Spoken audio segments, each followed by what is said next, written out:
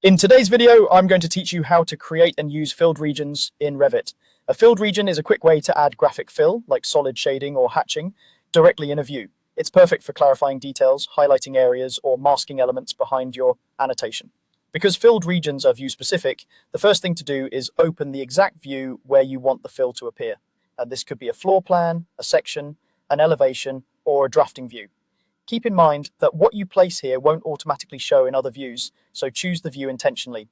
If you need variations, consider duplicating the view first so you can keep a clean version and a detailed version. With the correct view open, go to the Annotate tab, then to the Detail panel and click Filled Region. That activates the tool and opens the sketch mode for creating the region's boundary. You'll notice the ribbon and options bar change, giving you drawing tools and controls specific to this task.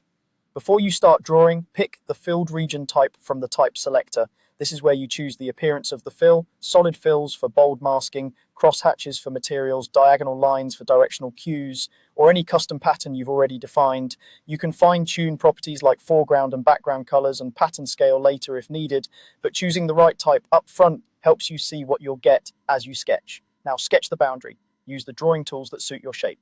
Line for straight edges, rectangle and circle for quick primitives, arc for curves, and pick lines to trace existing geometry. Aim for a clean closed loop. If the boundary doesn't fully close, Revit won't let you finish. Zoom in at corners, use trim and extend to tidy intersections, and align edges to reference planes or model edges for accuracy. You can also set the boundary's line style if you want it to match your detail standards. Once the boundary looks good, click Finish Edit Mode, the green checkmark at the top.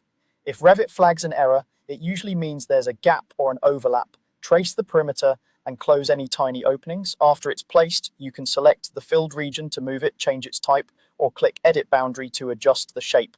If it obscures too much or too little, tweak the type's pattern scale or use draw order tools to send it behind or bring it in front of other detail items. That's it. Choose the right view, open the filled region tool, pick a type, sketch a closed boundary, and